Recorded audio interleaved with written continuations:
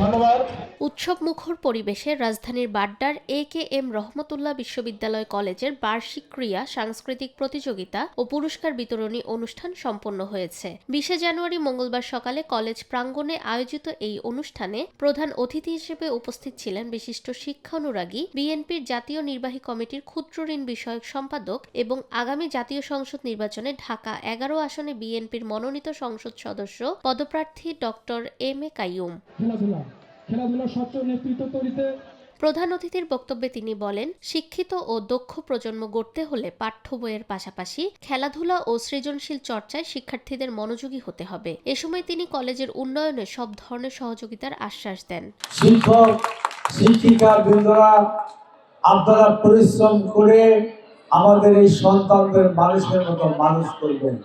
এই জায়গায় যদি কোনো কার্পণ্য আপনারা করেন, সেইখানে আমরা কিন্তু মনোযোগী করব। এটা আমি আপনাদের বলছি, অত্যন্ত প্রকাশ্যভাবে বলছি।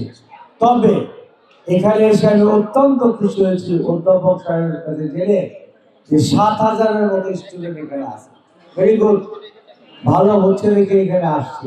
এই আমাদের মেয়েরা এই বাড়ির পাশে দুপুরের খাবার খেয়ে এখানে পড়াশোনা করতে পারে।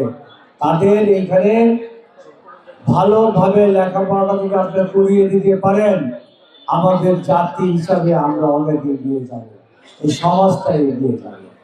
তবে ছাত্রছাত্রীদের উদ্দেশ্যে আমি একটি কথা বলবো, খালি তুমি মেধাবী ছাত্র হইলে হবে না, তুমি একটা মানবিক মানুষ হতে হবে, যেটার কিছু ঘাটতি তোমাদের মধ্যে আছে।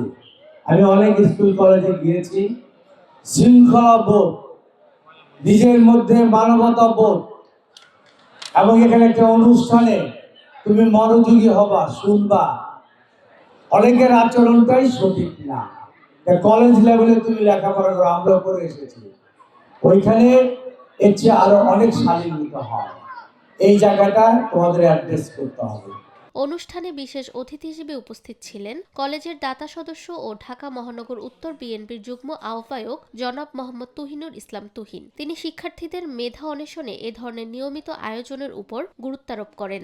আমি আশা করব আগামী দিনে আমাদের চলা, আমাদের বলা, আমাদের উঠা, আমাদের বসা মানুষ অত্যন্ত স্মরণ করে।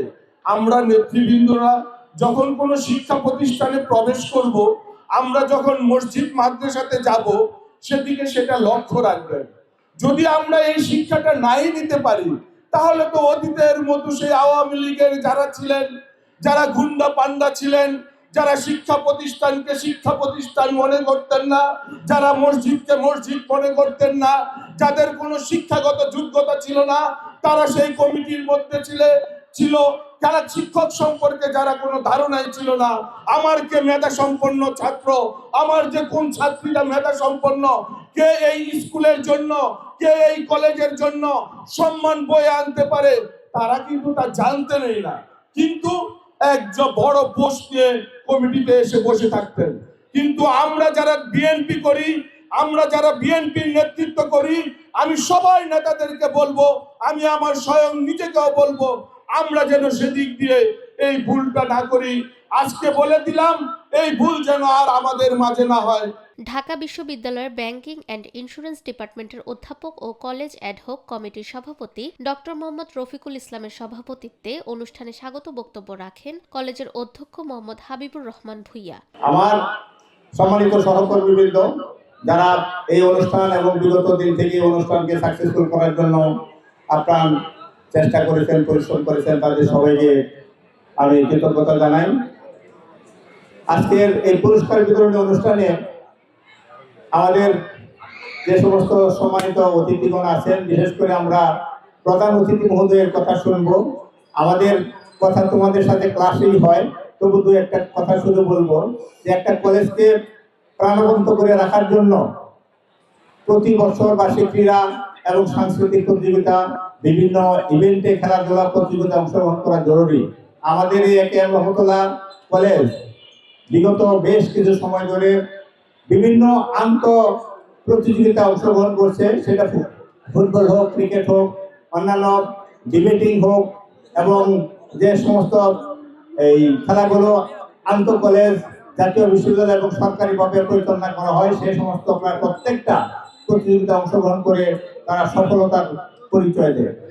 আমি আশা করব ভবিষ্যতে তোমরা যেন এই সমস্ত লেখাপড়ার পাশাপাশি খেলাধুলায় আরো বেশি মনোযোগী হতে পারো, তাহলে তোমরা নিশ্চয়ই আরো বেশি ভালো করবে। আলোচনা সভা শেষে প্রতিযোগিতার বিভিন্ন ইভেন্টে বিজয়ীদের হাতে পুরস্কার তুলে দেন অতিথিরা। অনুষ্ঠানে কলেজের শিক্ষক, শিক্ষার্থী ও স্থানীয় গণ্যমান্য ব্যক্তিবর্গ উপস্থিত ছিলেন।